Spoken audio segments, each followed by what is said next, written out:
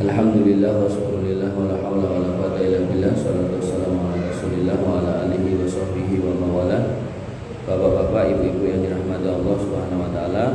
Alhamdulillah, puji syukur kehadirat Allah Subhanahu wa taala yang masih mengizinkan kita untuk menikmati nikmatnya iman dan kemudian bertemu di 10 hari yang terakhir bulan Ramadan. Maka kita tentu jangan sampai terlena untuk kemudian bersantai-santai karena Ramadan sebentar lagi berakhir. Maka jangan sampai seperti yang dikatakan oleh Nabi SAW, rohima anfun, rugi seseorang gitu kan. Ja'atu Ramadan, gitu. Ramadan mendatanginya, artinya usianya masih bisa ketemu dengan Ramadan, walam yukfar alaihi, dan dia lewat dari Ramadan tapi kemudian tidak mendapatkan ampunan Allah Subhanahu wa taala. Oleh karena itu maka apa yang pengen kita beli maka dibeli secukupnya saja. Kita kembali kepada hakikat kita sebagai seorang hamba, apalagi di 10 malam yang terakhir, yaitu kita perbanyak zikir, sholat, qiyamul lail. Walaupun sudah tarawih di masjid, maka di rumah lanjutkan lagi sholat tahajud, tidak mengapa. Walaupun sudah tadarus di masjid, malamnya di rumah dihidupkan lagi, tidak mengapa, agar kemudian kita benar-benar mendapatkan Lailatul Qadar. Lailatul Qadar yaitu malam yang lebih baik daripada 1000 bulan. 1000 bulan jika dibagi 12 bulan maka ketemunya 83 tahun. Artinya kalau kita kemudian sampai ketemu satu malam Lailatul Qadar, maka pada hakikatnya ketika kita meninggal seolah-olah kita menambah celengan umur kita itu 83 tahun dan semuanya di atas kebaikan. Padahal ketika umur kita nambah sehari saja mungkin kita juga nambah dosa di dalamnya. Maka dengan bertambah 83 tahun karena mendapat Lailatul Qadar, insya Allah yang kita dapatkan semuanya baik. Ibu bapak yang dirahmati oleh Allah Subhanahu wa taala, pada kesempatan sore hari ini saya membawakan tema yaitu tentang zakat yang menggembirakan semesta gitu. Jadi tema Lailatul Qadar saya pernah sampaikan di sini waktu kuliah subuh gitu kan. Maka sekarang saya membawakan tema tentang zakat. Materinya banyak, waktunya mepet, jadi mungkin saya hanya akan menyampaikan inti-intinya aja. Yang pertama yang harus kita pahami bahwasanya di dalam harta kita itu ada hak orang lain. Disebutkan di dalam Al-Quran, Quran surat Al-Ma'arij, walladzina fi amwalihim haqqum ma'lum. Dan orang-orang beriman itu dicirikan bahwasanya di dalam hartanya itu ada hak tertentu milik orang lain. Tertentu di sini tentu sesuai dengan kadarnya. Kadar di sini dari mulai sejak nisabnya sampai kemudian berapa persen diambilnya. Jadi juga enggak benar kalau kemudian ditetapkan dengan cara yang sembarangan. Misal dalam zakat Allah menetapkan 2,5%, lalu kemudian ada ormas tertentu yang kemudian mewajibkan anggotanya 10%. Ini enggak benar itu. Jadi zakat aja cuma 2,5%, ormas tertentu sampai 10%. Ya, dengan berbagai macam istilahnya lah itu. Nah, itu enggak benar. Nah, hak itu untuk siapa? Lisaili wal mahrum. Untuk orang yang enggak mampu, turwani galuk, sama al mahrum, orang yang enggak mampu tapi malu untuk minta. Jadi ada dua orang. Orang-orang yang enggak mampu itu ada dua jenis, yaitu yang berani nembung, artinya dia mungkin tidak sungkan, tidak malu karena memang sudah kepepet. Kemudian yang kedua, ada yang kemudian walaupun kepepet dia tidak mau, sungkan, walaupun dia butuh sebenarnya. Nah, sehingga yang harus dikasih orang ini bukan as-sa'il yang berarti pengemis itu. Karena dalam Islam ngemis itu haram. Orang yang mampu dan meminta-minta itu haram. Mau berprofesi sebagai pengemis itu haram. Bahkan Nabi SAW mengatakan orang-orang yang ngemis itu nanti di akhirat akan dibangkitkan, kukunya panjang, mukanya dicapik-capik sampai habis gitu. Nah, maka berprofesi ngemis itu tidak diperbolehkan. Sehingga kalau memang benar-benar yang datang adalah pengemis, maka tidak dikasih tidak apa-apa. Justru yang harus kita cari adalah tetangga kita, saudara kita, kaum muslimin di sekitar masjid kita, di sekitar rumah kita, yang dia butuh tapi mungkin dia malu untuk ngomong. Jadi itu tugas para pemimpin kaum muslimin yang ada di kampung-kampung, apakah level lurah, apakah level RT, RW gitu kan. Apakah ketua takmir juga bisa gitu kan. Itu untuk kemudian mencari gitu kan, mana orang-orang itu yang benar-benar bisa kita bantu dan tepat sasaran. Jadi bukan ngemis atau pengemis ya, apalagi pengamen. Pengamen itu berpadu dua profesi yang salah. Nyanyi itu nggak boleh, kemudian ngemis ya. Dua profesi yang haram bertemu, maka jenengan ngasih pengamen itu hukumnya dosa. Nah tapi aku nek rangkein kok aku dianiaya Mas, maka kalau ada kondisi darurat silakan. Tapi kalau nggak ada kondisi darurat, gitu, artinya jenengan kalau nggak ngasih nggak apa-apa, ya lebih baik nggak usah dikasih, karena itu bertemu dua profesi. Tuh kok ngamen ra itu berarti jadi penyanyi tanggapan kok ya ra itu, mboten angsal gitu kan. Dalilnya apa? Dalilnya Quran surat Luqman ayat 6, Allah Subhanahu wa taala berfirman, "Wa minan nasi may yashtari lahwal hadisi liyudilla an sabilillah." Dan di antara manusia ada orang-orang yang nyewa, bayar, membeli lahwal hadis, lagu-lagu, omongan-omongan yang sia-sia untuk menyesatkan manusia. Nah, para sahabat sebagian besar berpendapat maknanya adalah at-taghoni. At-taghoni niku jamak dari al-ghina. Al-ghina niku artinya lagu. Nah, jadi nyanyi niku mboten angsal. Bapak Ibu yang dirahmati oleh Allah Subhanahu wa taala, orang yang kemudian bersedekah ini keutamanya banyak, tapi saya cuma ngambil satu aja. Orang yang kemudian bersedekah, jadi biar hemat waktunya, nanti biar sampai ke pembahasan intinya, itu keutamanya banyak sebenarnya. Dari mulai diselamatkan dari panasnya hari kiamat, sebab masuk surga, kemudian mendapatkan naungan di hari kiamat, sebab mendapatkan kebaikan yang banyak, kemudian murka Allah teredam, diampuni dosa-dosanya dan seterusnya. Tapi yang mau saya ulas yang pertama yaitu satu tok itu, yaitu menambah harta. Jadi Nabi SAW mengatakan mana qasat min malin sodaqah. Harta yang panjenengan keluarkan sedekahnya, zakatnya itu gak akan berkurang. Gak akan berkurang. Jadi kalau orang-orang non muslim, orang-orang Cina gitu kan, itu mikirnya kalau kemudian tak sedekahke misal gitu, harta saya berkurang. Nah itu rumus orang non muslim, orang-orang kafir. Adapun kita dikatakan Nabi SAW mana qasat min malin sodaqah. Harta yang kamu keluarkan, kamu sedekahkan dengan benar tentunya, dengan cara yang benar, tempat yang benar, orang yang benar, tepat sasaran, maka nggak akan berkurang. Mafhum mukhalafahnya apa? Pemahaman terbaliknya apa? Ketika kita kemudian menahan harta kita yang tadi ada hak orang lain tapi nggak kita kasihkan, kita tahan. Ada hak tetangga kita tapi nggak kita berikan. Ada hak orang miskin, fakir miskin, yatim piatu tapi nggak kita berikan. Maka mafhum mukhalafahnya itu adalah harta itu malah akan habis. Nah apesnya orang-orang non muslim hari ini tahu kalau kemudian sedekah itu marai nambah banyak rezekinya, maka mereka hari ini banyak bersedekah. Banyak bersedekah. Dan Allah tidak mendolimi mereka, sehingga ketika mereka banyak berderma, bersedekah, maka harta mereka tambah banyak. Makanya jenengan lihat ada bakti sosial, nonton itu kadang yang mengadakan persatuan niku yang semua itu berafiliasi ke organisasi-organisasi orang non muslim. Jadi Allah nggak akan merugikan mereka. Jadi karena mereka baik, maka di dunia ditambahi rezekinya. Padahal ini jadi rumusnya orang Islam. Nah, gampangannya kata ngeten lah. Kata-kata an-nadhafatu minal iman itu memang bukan hadis. Tapi dalam penerapannya Nabi SAW itu mencintai kebersihan.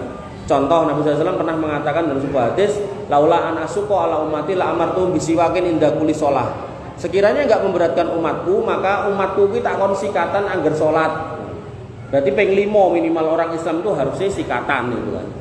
Tapi nyun sewu, umume gitu kan, atau sering-seringnya kita dapati wong Islam niku males sikatan gitu kan. Akhirnya giginya pada sakit gitu kan. Nah, adapun orang-orang kafir malah justru wis sikatan sik nganggo napa niku Listerin, terus sik nganggo macam-macam niku gitu kan. Nah, harusnya itu rumus itu yang pakai kita gitu loh. Makanya ada orang Islam Indonesia yang pergi ke Jepang terus bandingke. Wong Jepang ini mayoritas kafir tapi kok negarane resikan. Wong Indonesia mayoritas Islam tapi kok negarane kumuh. Nah, terus banyak sampah gitu kan. Nah sebenarnya yang salah bukan Islamnya, orangnya, ngoten nggih. Nah maka kembali ke sini, Nabi sudah ngasih rumus. kalau harta panjenengan pengen nambah, sedekahkan. Wabil khusus zakat niku wajib, nggih. Tapi kok kemudian wong Islam ra gelem zakat, ra gelem sedekah, ya nanti kalau hartanya habis ya jangan nyalahkan siapa-siapa. Nah, malah rumus ini sekarang yang tadinya orang kafir itu berpendapat nek ditokke sedekah, tidak ditokke buat jual beli, itu hartanya berkurang, maka rumus ini malah sekarang dipakai banyak orang-orang non muslim yang kemudian banyak sedekah, banyak zakat, dan Allah mengembalikan itu berkali-kali lipat dan mereka seneng karena hartanya bertambah. Ngoten nggih. Nah, maka ini harusnya rumus kita yang melazimi. Bapak Ibu yang dirahmati oleh Allah Subhanahu wa taala, niku keutamaannya banyak tapi saya ngambil satu tok. Nah, adapun orang-orang yang kemudian tidak mau membayar zakat, dikatakan oleh Allah Subhanahu wa taala dalam Quran surat Al-Fussilat ayat 6 sampai 7, wailul lil musyrikin. Yang namanya neraka wail itu diperuntukkan untuk orang-orang musyrik. Dan salah satu sifat orang musyrik pada zaman itu, nah ini kan tadi saya bilang bahwasanya orang-orang kafir zaman dulu tuh pelit sakjane. Hukum asalnya wong kafir itu pelit itu kan. Cuman karena ngerti rumusnya nek lomo maka nanti bondone nambah, maka orang kafir sekarang nggak seperti yang disebutkan di Quran ini, tapi hukum dasarnya mereka itu pelit. Nah, maka dikatakan di sini wailul lil musyrikin. Neraka wail niku tinggi wong musyrik, tinggi wong kafir. Kenapa? Alladzina la yu'tuna zakah wa hum bil akhirati hum kafirun. Mereka itu punya sifat selain musyrik menyekutukan Allah, mereka itu enggak mau bayar zakat. Kenapa? Karena mereka enggak percaya sama akhirat. Enggak percaya kalau zakatnya itu nanti akan menjadi kebaikan buat dia di akhirat. Enggak percaya kalau zakatnya itu kemudian nanti akan menjadi naungan dia ketika matahari didekatkan 1 mil. Enggak percaya gitu. Makanya orang-orang kafir, orang-orang musyrik hari ini mengeluarkan zakat, mengeluarkan sedekah atau apapun istilahnya niku, itu bukan karena percaya akhirat. Artinya tetap dalam posisi kafir, tapi karena mereka pengen bondone nambah akeh. Ngoten nggih. Nah, mudah-mudahan dengan paham. Ini karena maksudnya mepet jadi rada kebut. Nah, sehingga kembali ke tadi yang pertama, orang-orang yang enggak mau keluar zakat itu dicepakin rokok wail. Nah, dicepakkan rokok wail. Nah, kemudian yang kedua, orang-orang yang enggak mau zakat, membayar zakat, maka Allah Subhanahu wa taala mengatakan walladzina yaknizuna dzahaba wal fiddata, dan orang-orang yang menyimpan emas dan peraknya, uangnya, duitnya, enggak dikeluarkan zakatnya, wala yunfiquna fi sabilillah, dan dia tidak mau mengeluarkan di jalan Allah, fabasyirum bi adzabin alim, kasih kabar gembira mereka tentang adab pedih yang akan mereka terima, yaitu apa? Yauma yuhma 'alaiha finnari jahannam, pada waktu itu duit-duitnya itu akan dicairkan, dilelehkan. Nah, jenengan cairkan ini ning bank untuk duit go mulih THR-an ini cairkan loh. Nek nanti maka semua yang ditumpuk-tumpuk yang harus keluar zakat tapi enggak dikeluarkan zakatnya itu nanti akan dibentukkan dalam koin logam, emas atau perak, kemudian dilelehkan oleh Allah Subhanahu wa taala. Kemudian apa? Fatuqwa bihajibahuhum, maka kemudian akan dicoske, diselikake ke batuke orang itu gitu kan. Wa junubuhum, dan di perutnya gitu kan, di lambungnya dicoske ten mriku gitu kan. Wa duhuruhum, dan dicoskan juga ke punggungnya. Kemudian dikatakan hadza ma kanastum li anfusikum. Iki lho bondo sing mbok tumpuk, wajib zakat, zakate jane ya ora akeh, mung 2,5% ya ora mbok tokke. Fadzuku ma kuntum taknizun. Saiki rasakno bondo sing mbok lumpuk-lumpukno, ora mbok tokno zakate, begitu nglumpuk malah mbok tinggal mati, go rebutan karo ahli waris gitu. Jadi harta itu cuma 3. Saya selalu ulang-ulang, harta itu cuma 3. Yang jenengan dahar itu mengke jenengan bucal, yang jenengan bucal insya Allah mboten jenengan goleki. Gitu Mas. Jenengan goleki sing dibucal. Mboten to, ikhlas berarti. Yang kedua, yang jenengan lumpuk-lumpukke niku mangke nggih mung nggih dum-duman ahli waris. Wis genah niku. Dan jenengan ora usah kepikiran kok ahli waris ku ora keduman, genah keduman kan. Wong kula niku pun survei kok ten pundi-pundi niku. Jenengan nek dikeki pake sawah sepatok, jenengan pilih setengah apa seprapat? Mas. Pake ngomong sawah sepatok nggo koele, Mas sinten? Ngapunten. Jenengan niku lho. Mas sinten? Tora, Mas Tora. Pake enten mboten ten iki? Oh niku pake. Oh alah sebelahan to. Oh Pak sih urip jan. Ya berarti Pak wae dikeki karo mbae. Pak namanya sinten? Sugiman. Nah, Pak Sugiman. Mbae. Bapake namanya sinten sing Suwardi? Pak Marto. Pak Marto ngomong ten Pak Sugiman, "Man Sugiman, sawah sepatok ning telukan nggo kowe. Kinten-kinten jenengan njaluk setengah napa seprapat?" Kabeh itu. Jadi orang tua itu nggak usah pusing harta warisannya anaknya kok bakal jikok piro, genah dijikok kabeh gitu. Wong sosok niku nggone dulure ya dijikok. Nah, maka yang harus kita pusingkan justru yang ketiga. Ketika harta ini setelah kita kumpulkan, tapi kok kemudian tidak kita zakati, maka khawatirnya niku mengke nggo nyetliko awake dhewe. Maka kita harus kemudian menghitung dan itu jumlahnya tertentu, artinya enggak semua. Mengke enten wong-wong niku napa LDI niku njaluke 10%, niku mboten kan niku klentu niku mboten leres niku, klentu. Wong saiki zakatnya 2,5% ada aja 10% gimana ceritanya? Nah, maka enggak ketemu itu. Ya. Yang ngono kuwi yo enek wong gelem melu ya itu. Padahal sing dijaluki 2,5% kadang ra gelem bayar itu. Niki 10% cek gelem itu berarti subhat banget itu. Makanya dalam Islam itu ada fitnah syahwat, fitnah subhat. Fitnah syahwat niku mabuk, judi, medok, molimo niku lho fitnah syahwat. Fitnah subhat niku wau. Jadi aliran sing kleru, wis jelas kleru te kadoan kok ya jek enek sing gelem melu. Nah niku kleru. Bapak Ibu yang dirahmati oleh Allah Subhanahu wa taala, lalu kemudian akibat dari orang-orang yang tidak mau membayar zakat disebutkan oleh Nabi SAW bahwasanya man atahullahu malan, wong-wong yang nanti di akhirat di dunia dikasih harta, falam yu'addi zakatahu dan enggak mau keluar zakat, musila lahu maluhu yaumal qiyamah sujaan aqra, maka hartanya itu kalau yang tadi dibentukkan jadi seteliko, buat nyeteliko batuknya, perutnya, punggungnya. Maka yang sekarang yang jelas-jelas nggak mau bayar zakat, ya, kalau tadi kan ada makanastum li anfusikum, ini yang kamu simpen, jadi mungkin pokoknya apa wera gelem melu gitu kan. Tapi kalau ini khusus yang nggak mau bayar zakat, maka Nabi SAW mengatakan hartanya nanti akan dibentukkan menjadi ular jantan, ular gede jantan. Jadi kewan niku Pak Bu, kalau sudah jantan, terus dia dalam posisi birahi dan nafsunya itu enggak tersalurkan, niki kewan nggih, kewan. Maka dia akan ganas, dia akan buas. Kasus ten Wonogiri niku enten gajah jantan, belum dikawinkan. Wis pengen kawin gitu kan. Nah, kalih doktere setri ya toh, niku difoto, fotone metu kecelape niku lho, metu blite niku lho. Wah, jantane gajah jantan niku kaget. Akhirnya yang terjadi ngamuk kemudian nun sewu dokter ini tidak nggih mati gitu. Mungkin husnul khotimah itu. Nah, yang harus kita pahami berarti iki didadekke ulo jantan berarti ben ganas itu. Nah, tujuannya apa? Tujuannya di sini dikatakan bahwasanya ular itu memiliki 2 taring gitu.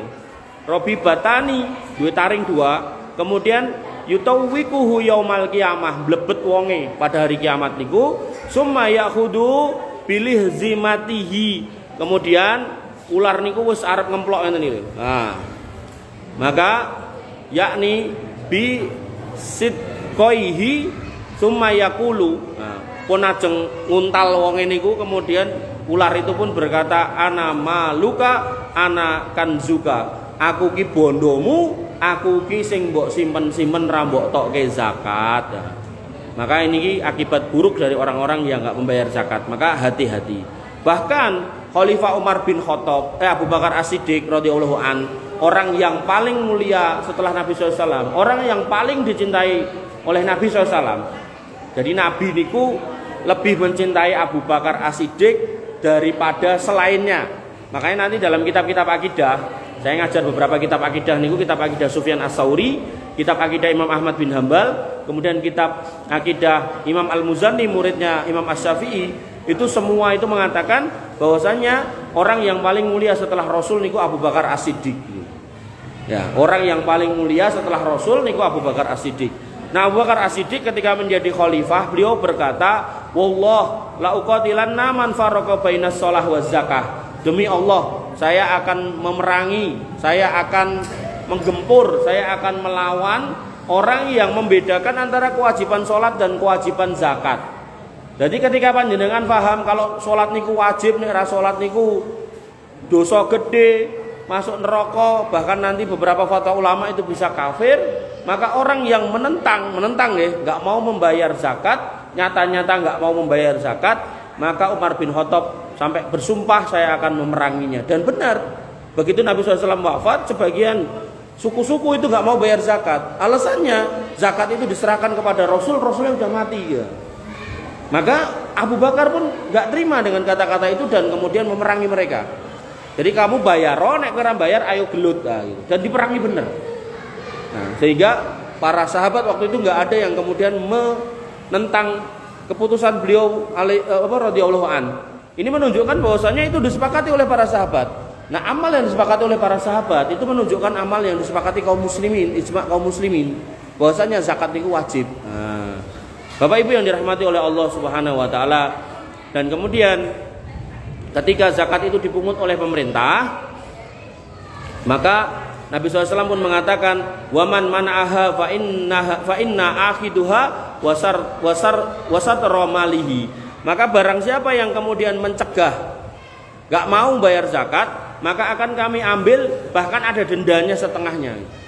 Jadi misal zakatnya 1 juta, gak bayar, dia punya duit 100 juta, maka akan diambil 1 juta sebagai zakatnya dan 50 juta sebagai dendanya. Jadi di sini Nabi SAW mengizinkan penguasa untuk memungut zakat, dan kalau yang diambil zakatnya itu kemudian menentang nggak mau bayar zakat, maka bahkan boleh menerapkan denda. Bapak Ibu yang dirahmati oleh Allah Subhanahu wa taala, Allah memerintahkan memungut zakat pada Quran surat At-Taubah, khudz min amwalihim shadaqatan tutahhiruhum wa tuzakkihim biha wa sholli alaihim. Maka ambillah zakat dari sebagian mereka untuk membersihkan mereka dan mensucikan harta-harta mereka termasuk orangnya, dan doakanlah untuk mereka karena doa kalian sakanul lahum, doa kalian adalah menjadi ketentraman jiwa bagi orang-orang yang berzakat. Bapak Ibu yang dirahmati oleh Allah Subhanahu wa taala, nah zakat itu ada 2, zakat mal kali zakat fitrah. Zakat mal itu ada 7 macam. Yang pertama emas, yang kedua perak, yang ketiga uang, yang keempat binatang ternak, yang kelima hasil pertanian, yang keenam perdagangan, yang ketujuh harta karun. Nah, pertama emas niku untuk zakat mal itu ada nisab sama haul. Jadi ada batasan minimal seorang harus keluar zakat. Kemudian haul itu waktu minimal 1 tahun dia megang harta itu, boten dinggo. Benar-benar cuman tersimpan setahun maka keluar zakatnya. Yang pertama emas, nisabnya itu 85 gram. Jadi nek jenengan punya emas 85 gram dikumpulke niku gelang, kalung, cincin, termasuk nopo mawon itu kan, gigi emasnya dicopot itu kan, ditimbang, ketemune 85 gram emas, maka keluar 2,5%. Kemudian yang kedua perak. Kalau jenengan punya perak 595 gram perak, nah maka ini ku dikeluarkan zakatnya juga 2,5%. Nah kemudian duit nek jenengan punya duit di tabungan, diem di situ selama 1 tahun, nah dengan minimal setara dengan nisab perak yaitu 595 gram yang dinilai sekitar 6 juta. Nah, jadi emas niku perak niku lebih murah timbang emas. Nek nganggo nisab emas mungkin 85 juta, tapi nek nisabe sakniki emas ketinggalipun mindak nggih 1,2 napa pinten ngono nggih. Nah, niku berarti ping-pingane tambah melih gitu. Maka pakai perak itu kalau dikalikan itu kemungkinan sekitar 6 sampai 10 juta.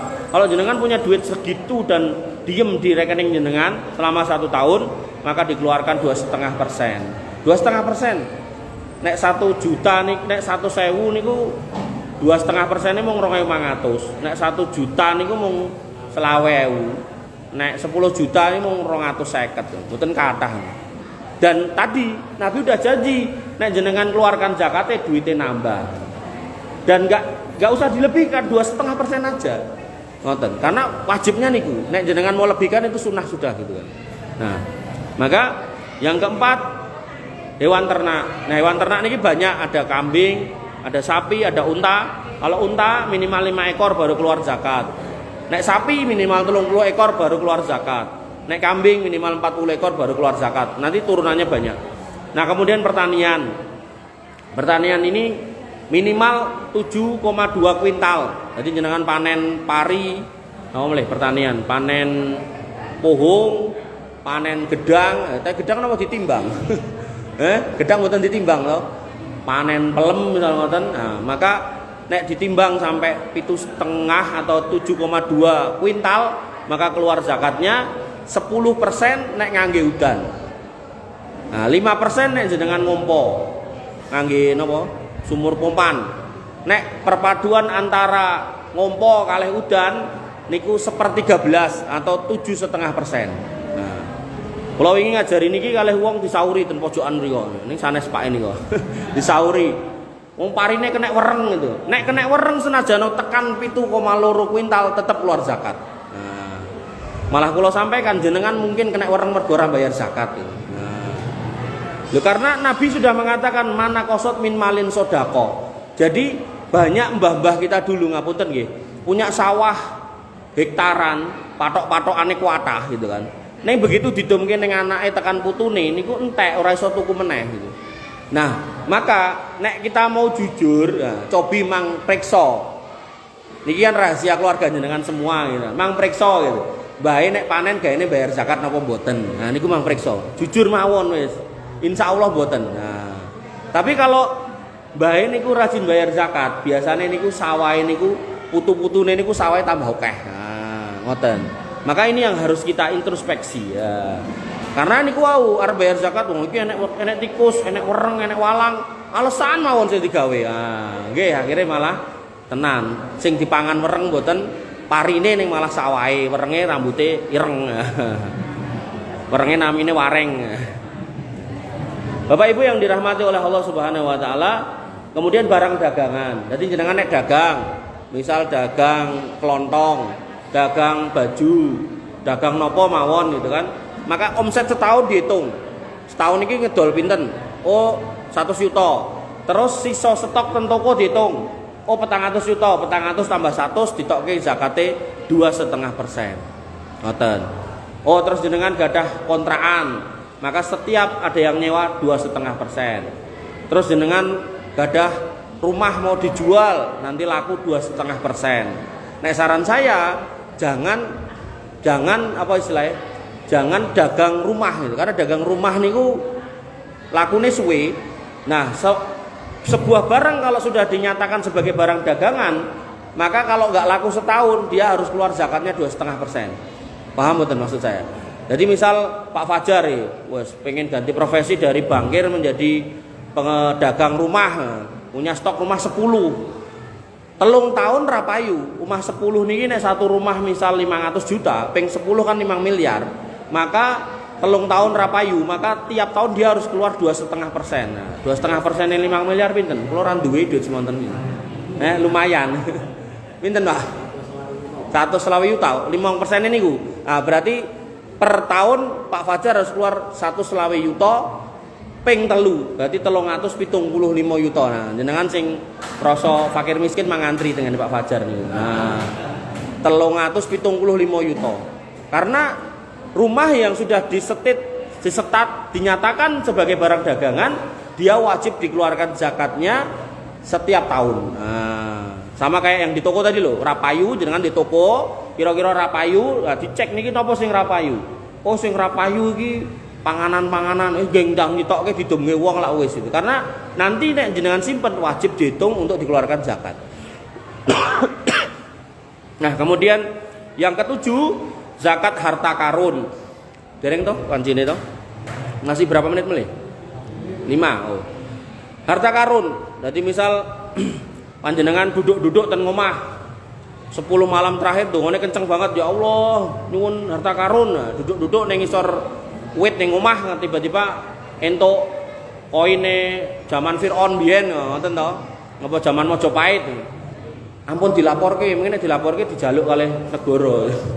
Jenengan langsung dol mawon ten mriko coyudan mriko golek mas-mas sing do nimbangi pinggir dalan niku. Nah niku setiap jenengan nemu mas-masan napa-napa kemawon ten lemah niku wau, maka wajib zakat 20%. Mbok niku mung 10 gram ya 20%.